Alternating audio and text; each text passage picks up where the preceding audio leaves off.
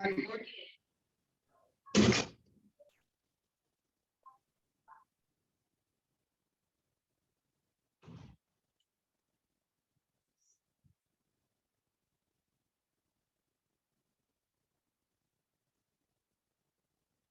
I start?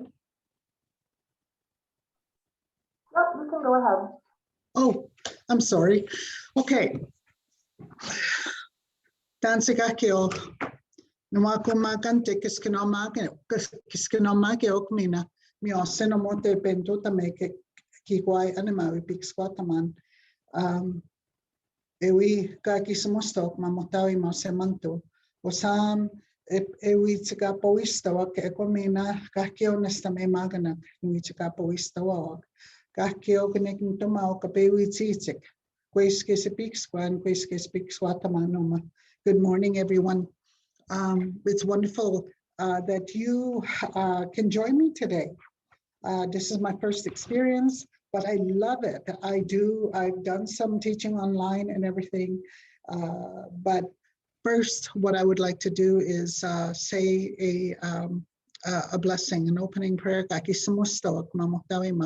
means I want to speak to the Creator before I begin. Aha mamotawi masemantu. Kinanas kometano makisakau kamiya. Kinanas kometen mina epe witihi aku mapimatsu and kakame mutotama hekwama kintotama. Aha mina kahkio nestame magana kistawa. Pe witikapo wisto wikuta heko mina kahkio uke. Kakwik sketa gikikwe miosik. So eminan miosik kikwe so eminan matsun. So eminan miomatihuan hakamimun sukmam tanetikan ekwa makintotamatin ay hay. So what I did was I asked for blessings for good health, good life, and also for our ancestors to come and assist us in our endeavor to be to work towards a good life together and to begin to help heal our people. Excuse me.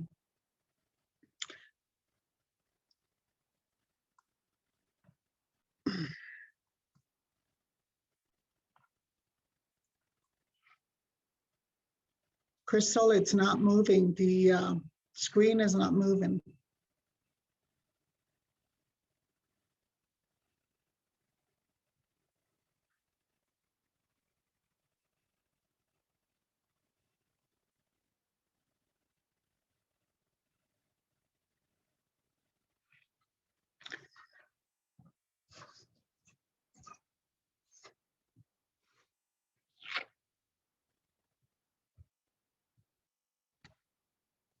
Which one did you press?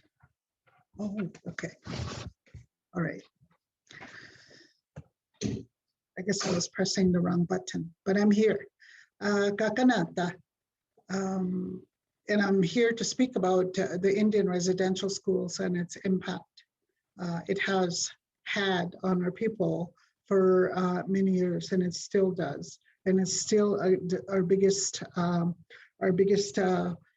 work through, I would say. So the first lessons for you today, if you're tuning in, is Kakanata. Kakanata is the word used by the Cree people, Nehiawak, years and years ago, referring to our country. They referred, it's referred to as a country now under the name of Canada, but our ancestors called it Kakanata. And as a result, the word Canada comes from Kakanata, the clean land. That's what that means. So I want you to keep calm, and I want you to love a Cree woman. I am a Nehio Squel. And as a Nehio Squel, I've always been proud of who I was, despite many of the obstacles that I had to go through in my years and my journey and whatnot. So in order to learn, you need to listen. Nituhtamuin is an act of listening. That's a great skill to attain as a young Nehio, as a young First Nations youth. And even if you are beginning to learn about the First Nations people, listen, because listening is a very important art. And from there, you will learn. You will learn what you hear. You will learn what the other people are sharing. Then you can share it. Share what you have learned, but also ensure that you are, that it's okay to share what you have learned, right? So there's protocol there, and then you can teach. So I am proud to be a Nehio Squel. This is who I am, Okisitao Squel. I'm gonna go through this quickly. I'm introducing myself.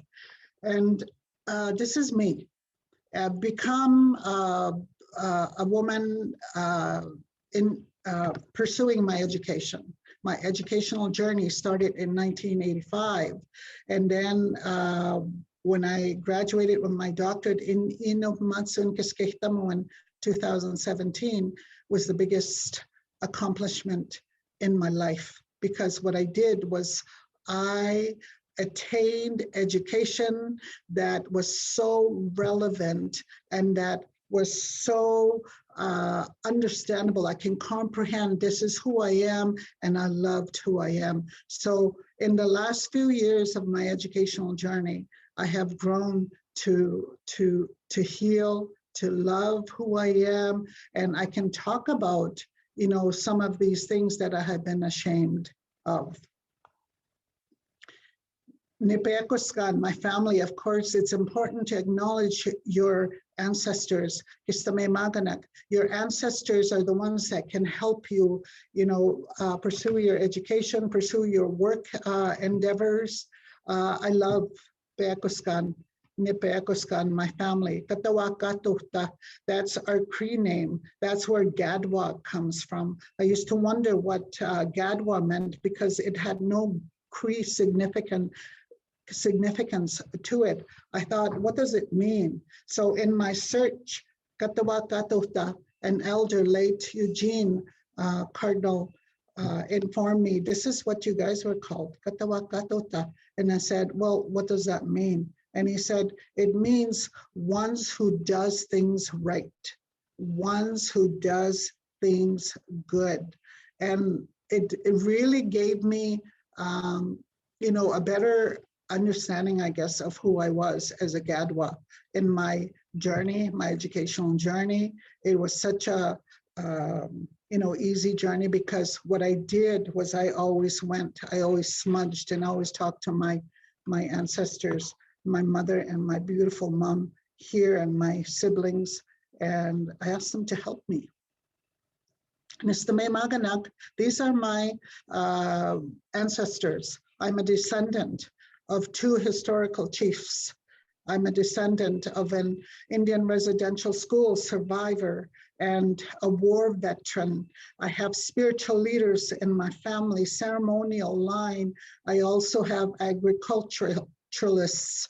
I have, my father was a great fisherman. He was a great hunter. My mother was a great gardener. They were providers and nurturers, and they're both hardworking and loving as well. So today I'm talking about Indian residential school, the greatest impact that it has affected in our First Nations communities, First Nations lives, has been the language, the family, and our culture. So this is a short lesson, history lesson that I will go through, but as I go on, I will, you know, share in narrative form in regards to some of the issues that we are enduring. So you all know about the date, 1492, the year Christopher Columbus discovered America. And the story is that he has accidentally come across our beautiful country, our beautiful land, Kakanata. And for your information, this was really when our missing women started to begin. This is the concept that this is the issue that we are facing today, the missing and murdered Indigenous women. So 1763 Royal Proclamation, of course, there's dishonesty there. 1867, Kakanata became the country through the Constitution Act, and to us, it is the beginning of the genocide of our people. 1870 was the beginning of our Indian residential school, and the sole purpose of this was to kill the Indian in a child, so killing of a nation. 1876, we have treaties were signed, the Indian Act was brought forth, and of course, it is to have total control of the Indigenous people that live on this land so we can take the land for our use. 1875, Northwest Rebellion, starvation happened, and of course, there's a little a war that began because of starvation at this time. 1973, the Inuit were relocated for specifically land purposes.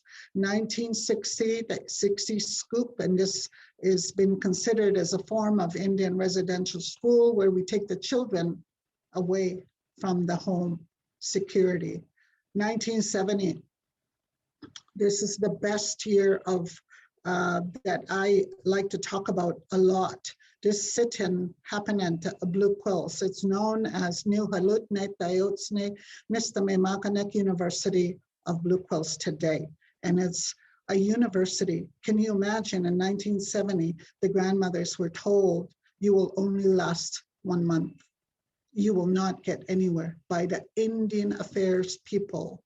And what they did was they took control of the Indian education. And 1970, they were successful.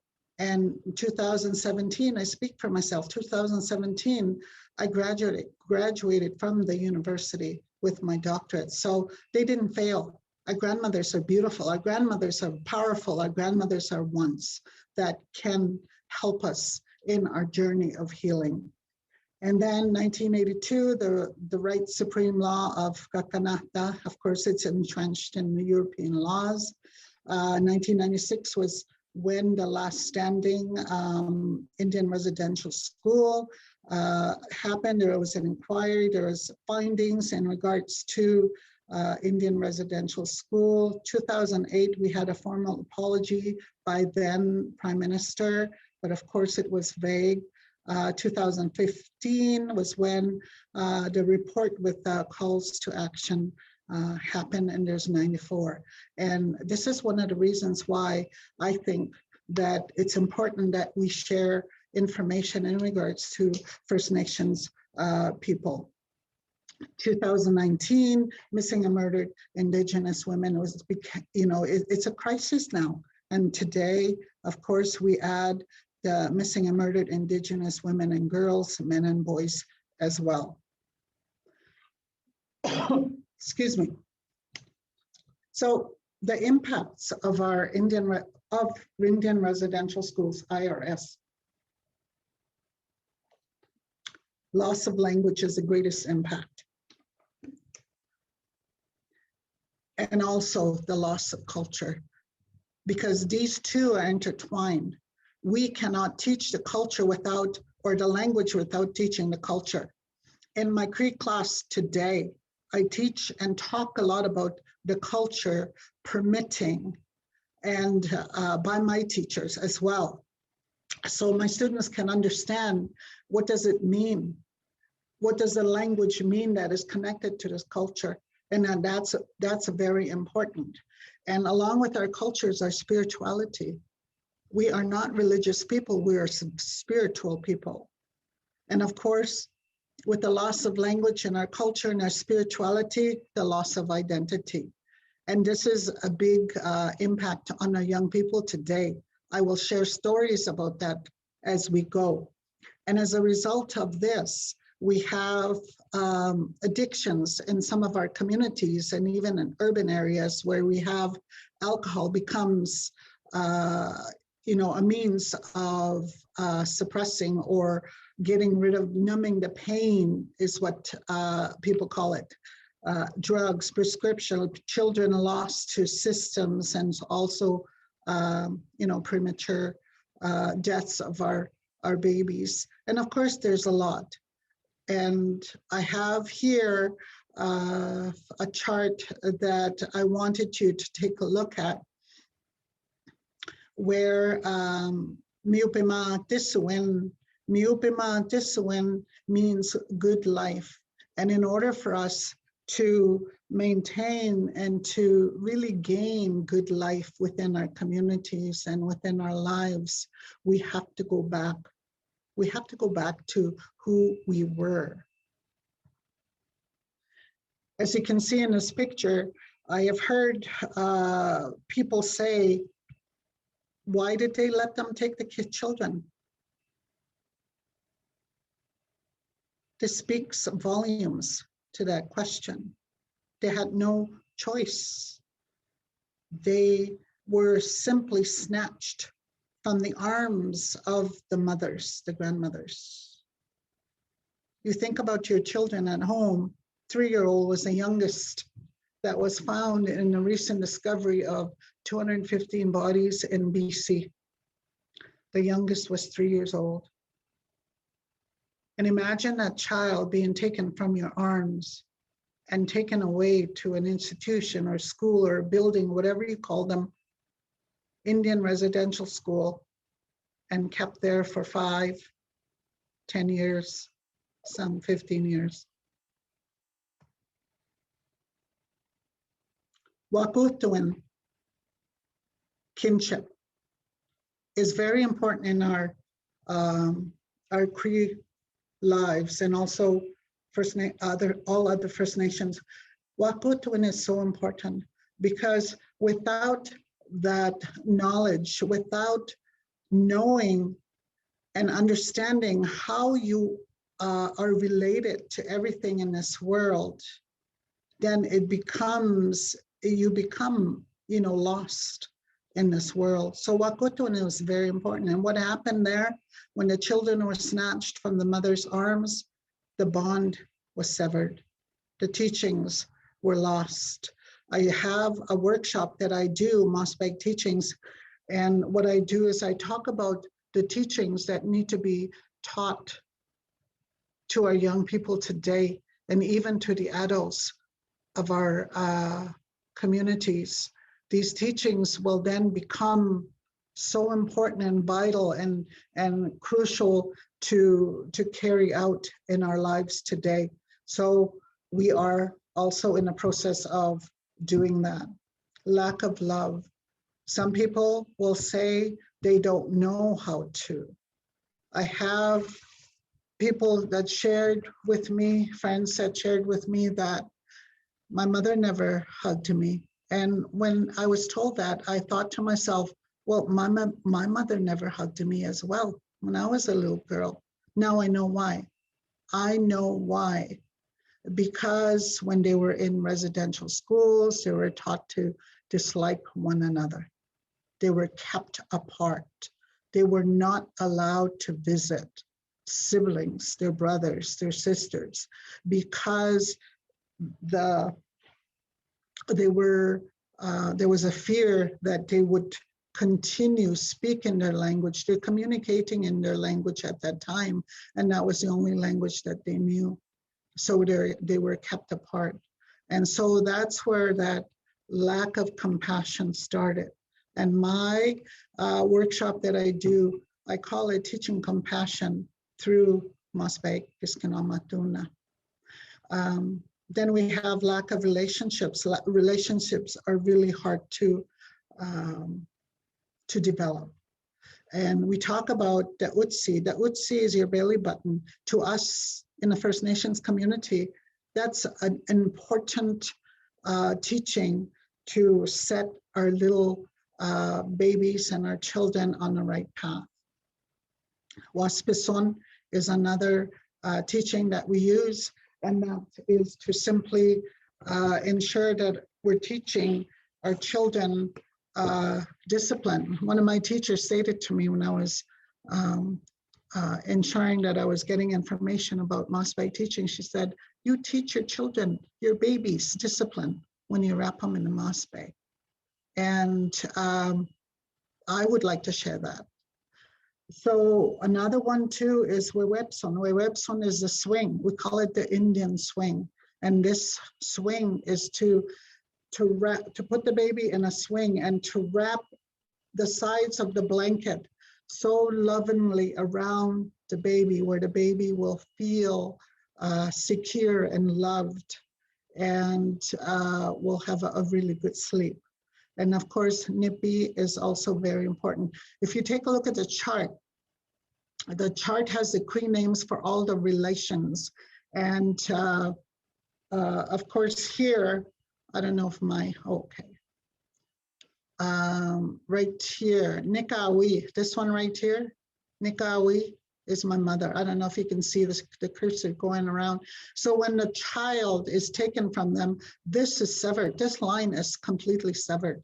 So now what we're doing is we're rebuilding that relationship. Identity is stripped, of course.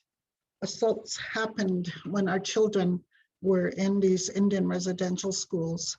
And as they happen, as soon as the moment our children were taken and stepped into these schools, the hair was cut. And you have to learn, the teachings behind the hair. And the hair is our lifeline. The hair is what keeps us true, I guess, to our identity. The bond was severed. Sibling relationships were severed. And then all kinds of abuses that happen physically, emotionally, intellectually, and spiritually. The teaching of the hair. Remember to wear your hair long for those who couldn't. Some of our young men wear their hair long. Some of our young ladies wear their hair long, which is good. And some choose not to, which is okay as well. I'm not saying, you have to. The story here in regards to long hair, I have a grandson who's just turned 6 years old. He's in grade 1. And right from the beginning, when he started to notice his hair was growing long, he stated to us that he wanted his hair long. He said, I want my hair, I want to grow my hair. So ever since he was young, we let his hair grow. And this year he went to his school, grade 1. Second day into his school, he come back to us and he told his mother, this boy asked me if I was a girl. And that feeling of hurt, that's what I felt. Although he didn't tell me, my daughter was telling me about that and said, this boy asked me if I was a girl. And we've taught him to be aware of some of the things he may encounter as he goes. And he does, like before a pandemic, if we were out and about, some people will say, oh, what a beautiful girl, right? So we have to correct them. I'm sorry, his name is Alex, he is a boy. So we asked him, well, what did you say? And he says, well, I told my friend, I am not a girl, I am a boy. And I said, well, did you say it that way? And he said, yes, I did, Kokum. So even our little ones, he's 6 years old and he's encountering, this in his schooling. So we have to teach our children that there's some tribes out there or some nations that will have long hair and that it is okay, and that we need to teach them humility, the where they will accept others for who they are, That's what we need to teach our nations. That's what we need to teach our children. So my little guy today, you know what is happening today? Every day, it's almost like a battle to take him to school because he says, but I feel nervous to go to school, Kukum. I said, why are you nervous? I don't know, I'm just nervous. So as a result of that, you know, that I guess lack of understanding by the, you know, by the students in his classroom, he's feeling this fear of going to school today.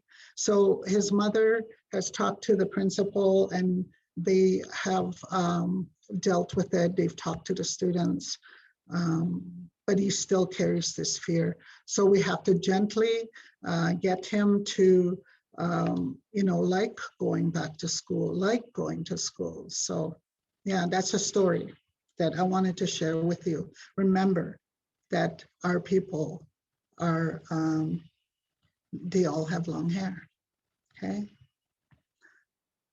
Boys with braids, long hair with care, support Indigenous boys in school with long hair, educate the school body, let them know that some nations do have, boys from nations have long hair.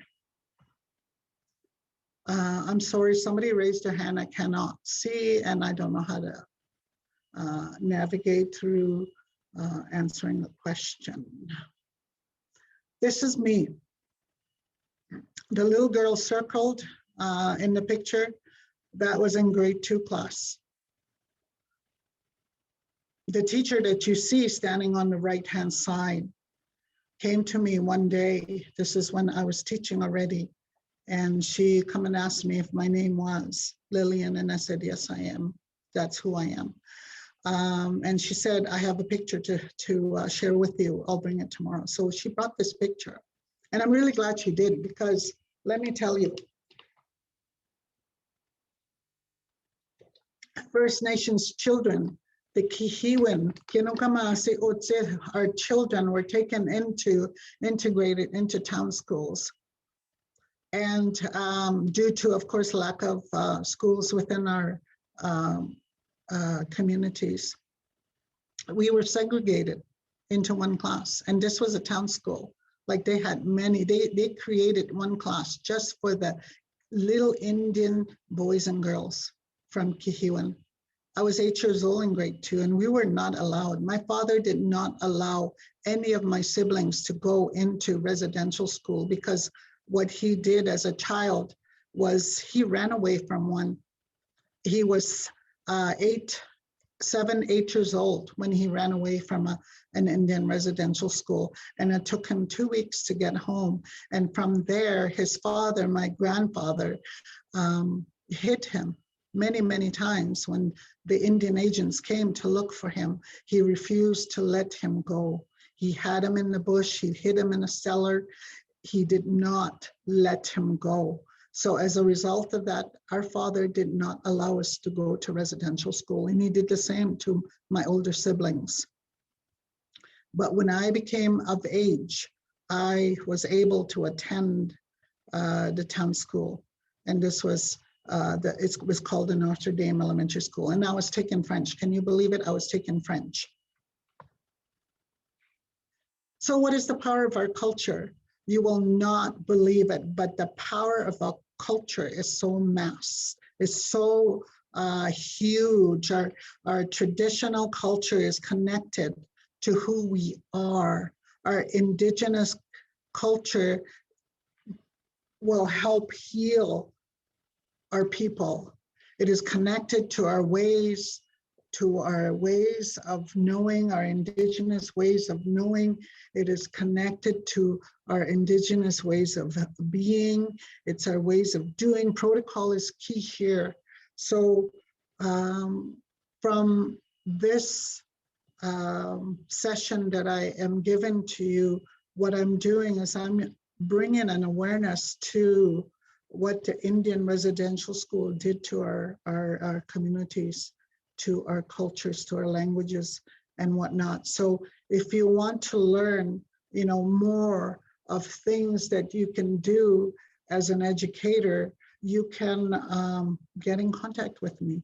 There's so many people out there that are advocates for who we are, to teach others that we are an okay people. We're not drunks.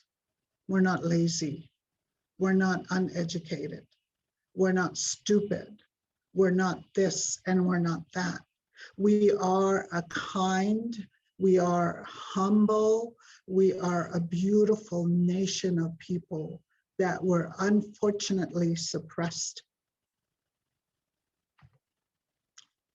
And I've said this before, language and culture is intertwined. In order for you to learn the language, you need to also understand the culture behind it.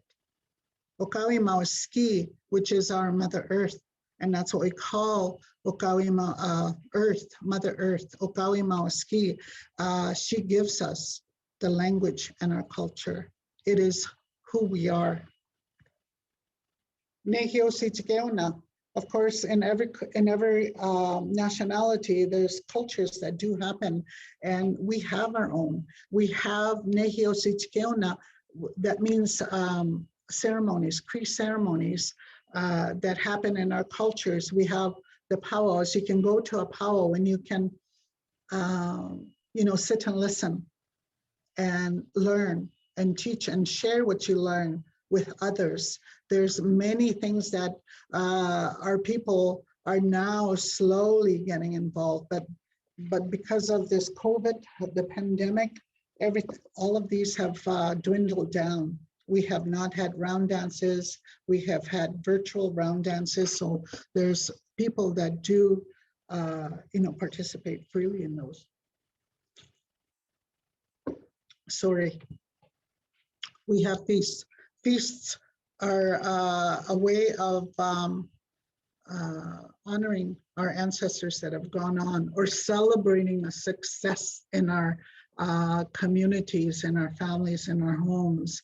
We have horse dances, which are beautiful.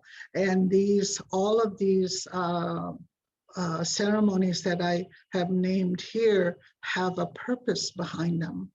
And with protocol, I encourage the young, if they do not know, use protocol and learn about them, learn to understand. That way you can respect, how they are carried out.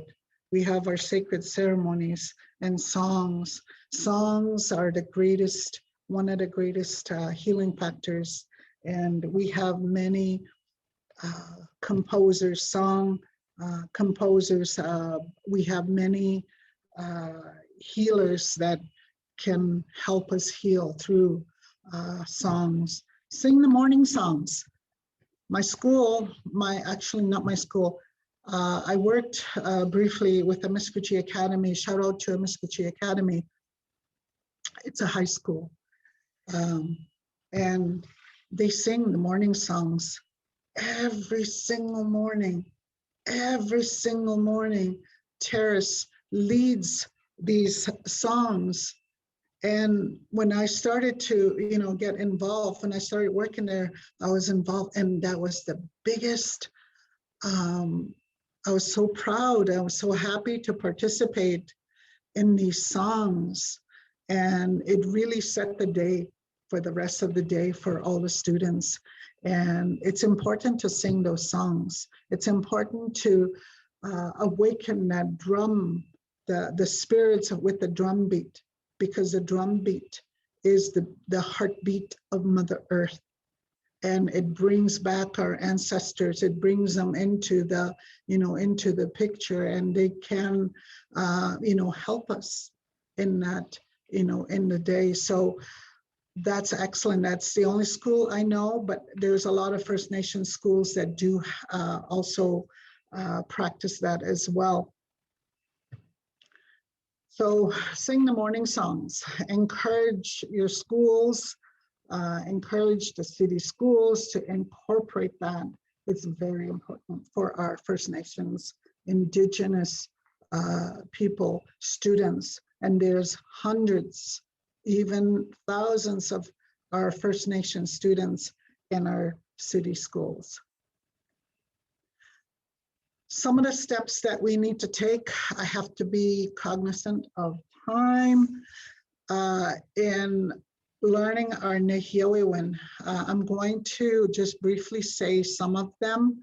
Nehiyawewen is language, Cree language, and these are some of the steps. So I am proud and happy to be here teaching the Cree language for Grand MacEwan University.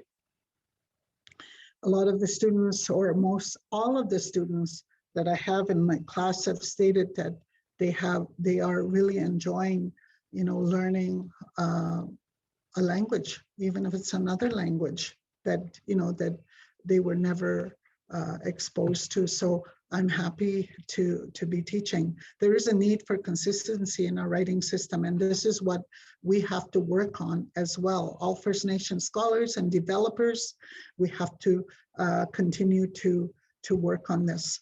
Knowledge of the language and its characteristics. And here it's talking about, how the sound, the Cree words are sound, pronounced perhaps, and also the syllabic way of writing. Professional development for native language teachers. Of course, there needs to be. I remember probably in my second year, third year of teaching, when I graduated, my principal came to me and says, "Can you teach the Cree language class?" And I said, no, I can't. I was a fluent speaker. And she said, "Why not?" And I said, "I know how to speak it, but I don't know how to teach it. How am I supposed to teach it? Do you have curriculum?" No curriculum. "Do you have any resources?" No resources. "Do you have anything I can use to begin this class?" Because by that time when we were talking, there was more. I was feeling that I was thinking, geez, I need to teach this language. So I asked her, give me some time to develop my long-range plan and resources that I may need. I have to bring in, resources or even develop them. So ever since then, I have developed my own resources to use in the classroom. And today, there are some resources available, but I take and pick and I choose what I need to utilize in my classroom. So have in your schools, have professional development. It's very important. It's because we need to teach top of the line. We need to teach, what's the word for did you use in the education world? Standard language programs. Creative use of standard, there it is, existing programs, the need for language and differentiated learning, and the need for collective language survival strategies. One of the things that is out there right now is land-based teaching, land-based learning. It's not a fad. One of the speakers that I listened to this past couple of days on the Cree language conference, he stated it's not a fad. It is who we are. This is how we live. We go back into the bush and we learn what we need to learn. So the schools also need to incorporate this and need to make it a part of their learning. I wanted to show you a video, but I didn't know how. I thought I was able to link the video onto this page, but I encourage you, take a look. He can fancy dance. I want you to watch this short video. It's 4 minutes long. I watched it again, and every single time I watch it, I have, tears that well up because it's so, it hits home. It hits home to my life. So I encourage you to watch this. I'll keep moving. So what do? We need to work together. Mamo gamatuin, if you can say that, please. Mama wokamatuwin. Say it again. Mama wokamatuwin. That means the act of coming together and working together. Okay, that's very important today. Prophecies tells us it's time for one heart, one mind, and one drum. Nobody can do it but us. And, it's a way to revitalize who we are, our cultures, and our values. It's very important. And what I've done was I've included some sacred circle, medicine wheel, circle of life, however you call it. I call it the sacred circle. Information into the slides, because when you go back after the seminar, you go back and take a look at what these medicine wheels are referring to. The only reason why I don't talk about them is because they are not mine. I took them from the internet. What can we do? Listen, the educators, the scholars that are out there, from the kindergarten, K4, K5, the elementary schools, the junior high, senior high, all the colleges, all the universities, meet their needs. Meet their needs. Listen to what they have to say. My little grandson, I asked him, did you tell the teacher? And he said, no. And we sat him down and we told him, well, next time that happens, you need to let the teacher know. Okay, so they cannot do anything if you don't let them know. And you as a teacher, the scholar, the educator, whatever, you need to listen to what they are saying. Learn about, who they are. The same grandson I'm talking about, he came home one day, another day, and he said, oh, I taught my teacher a Cree lesson. And I said, really? What did you teach your teacher? And he says, I know a Cree lesson, is what he said. So listen, if they have a story to tell you, listen to what they say and share what you've learned and teach others as well. I want to go through the quote. Julia Cardinale was an educator, First Nations scholar. She was a grandmother, a mother. She was my late sister. She went to school, started her education in the later years of her life. In fact, she said, you are never too old to start your educational journey. And I share that with the classes that I teach, especially if there's if there's some that are older than others in my classroom. You're never too old. Feel accepted and feel welcomed in this classroom. She said when she was going to U of A, she went through and met all those ism words that you can think of: racism, sexism. I can't remember the others, but the point is, she came to me one day and she said, sister, universities need to implement courses about us in order to understand who we are and in order to be able to teach our children. And let me tell you, when I was teaching a course at the U of A a couple years back, I shared this information with my teachers and with my, teachers to be. And I told them that I'm here fulfilling my sister's dream. This is what she wanted. Very important to know that we have 4 elements that we need to teach as well. I won't go into detail with this one. Summary to the language. I will give you, you can, go through this on your own. It tells you a lot of the things that we need to do. And to sum it up, it's time to help our students stand in pride of who they are. In regards to standing, I asked my oldest grandson, who's 15, and I'm sorry I'm talking a lot about my grandchildren. They are my teachers as well. And I asked him just last night, I asked him, do you guys have, is O Canada being played in your school? And he said, yeah, but just on Mondays. And I said, what do you do when it's being played? Oh, Kukum, I sit down, I don't stand up.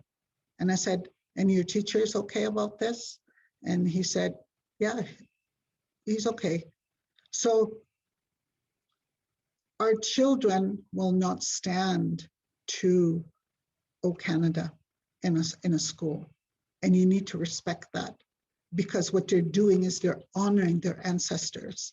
They're honoring the healing that needs to take place within our Kakanata. They are honoring who they are. So I told him, I says, I'm proud of you. Thank you. But you also need to tell and teach your teacher, tell your teacher why you are not standing up. And he said, yes, I will, Kukum. So what I'm doing is I'm teaching at home as well. I'm ensuring that my people are proud of who they are, and they carry that out. And hopefully we'll teach others as well. Musum Google. There's a little joke that goes around about Google. And anytime somebody needs to find an answer, we say, go to Musum Google. Of course, there's a variety of resources that are listed. And I speak Cree, therefore I am concept. There's Cree language links. I have listed them here for you. If you are interested in learning about this and that, there's some links, and there's so many of them out there. You just have to do a search. Some of the things that we need to talk about are the dates. For instance, September 30th is considered the Orange Shirt Day. Okay, and this is where our children are sacred. All our children are sacred. There's a story to be told here. It's not just because we decided to have an Orange Shirt Day, September 30th. Retell the story, know the story, honor the story, love the story. Never tire of us, people. Never tire of us. We are going to be here forever. We will always be here. When our children were taken over 150 years ago, the intent was to kill the Indian and a child, was to kill the culture, was to not have one Indian left in this world. But we're still here. You know why we're here? Because our Kukums saved us. They have their teachings. They ensured that a lot of the children that were taken understood what their teachings were, and some of them were able to come back, but unfortunately some did not. So wear an Orange Shirt Day to honor the children who have survived the Indian residential schools, and also remember those who didn't. Here's what it means, okay? 6-year-old Phyllis Webstad has a story to tell about the Orange Shirt. And what does it mean to you? This is the day for truth and reconciliation. It should be a statutory holiday in Kakanata, because we are here and we will be here forever. Kakanata, like I said, means clean country, referring to what is now Canada. This year, for the first September 30th will be observed as a statutory holiday, but that's only for some provinces, to commemorate the horrific legacy of the Indian residential schools in Kakanata. I have some information here, things that you can do on September 30th. Read books by Indigenous authors, and there's quite a few. I do have some listed at the end. Review the 94 Truth and Reconciliation Calls to Action and commit to at least one. Do it. Commit.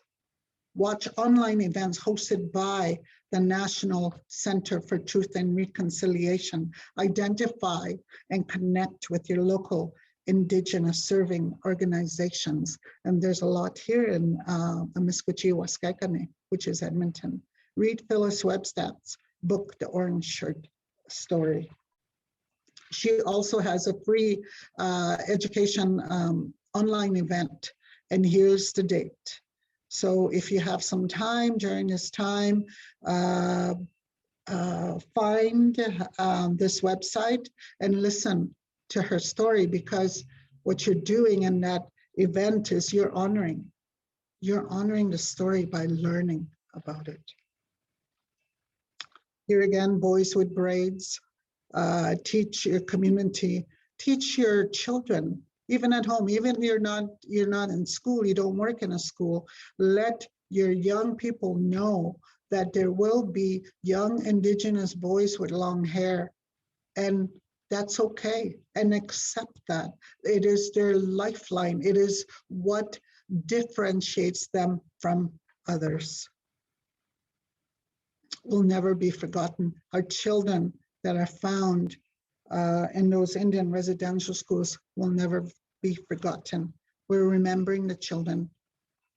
And just in case you forgot, the number is now 6,509 little children that were found in various Indian residential school, which is why we are pursuing and we are advocating for Every Child Matters. The Missing and Murdered Indigenous Crisis, May 5th, is considered the National Day of Awareness. And this is also important to introduce in your communities. Every Child Matters. Like I said, there's books, storybooks that you could, you could get your hands onto, make them available, even in your own homes. If you don't have any kind of books in regards to Indigenous history or knowledge or stories, these are storybooks that can be read in your homes, read to your children, should be in schools. Hear the Indigenous voices and resources used.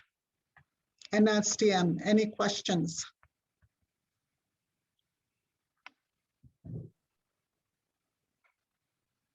Yes, it looks like we have a few questions in the Q&A, if you can see that. Okay. Oh, which is the best way to get in touch with you? I have my, if you are an employee of MacEwan University, I have my email. I could probably, I'll just type you the answer. Can you do that for me, Crystal? Yep, I'll put it in the chat. Okay, okay. Yes, watch that Hikin fancy dance. Let me tell you, get a tissue ready, and you're going to need it. It's really sad. It does bring a lot of emotions for a lot of our Indigenous people, because it's the truth.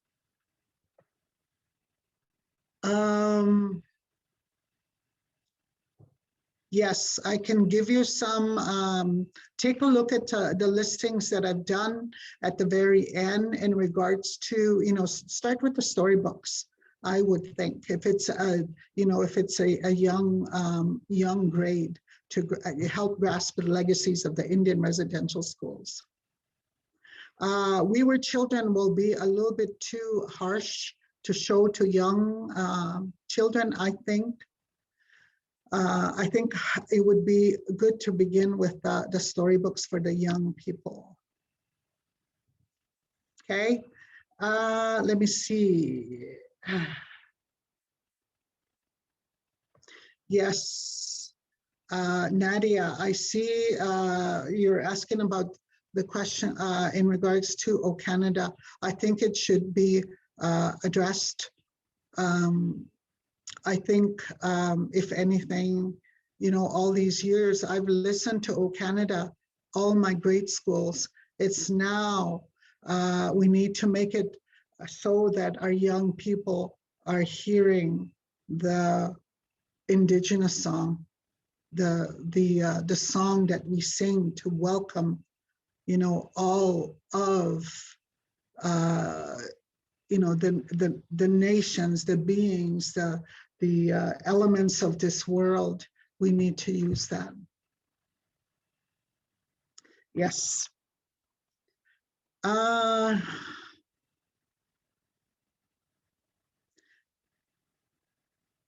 This O Canada song, why are kids not liking this? It's a colonized song. It's not true. The people, if you take a look at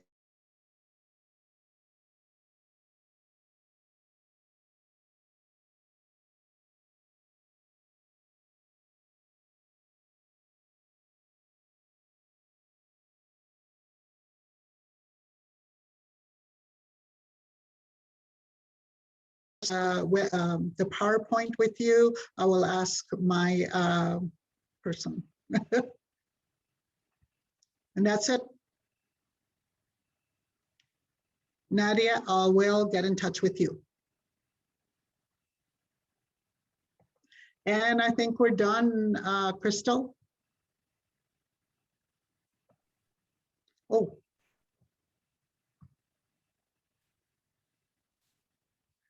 Thanks so much, guys, for being a part of this today, and thank you to Dr. Gadwa-Crier for sharing your words with us. You're welcome.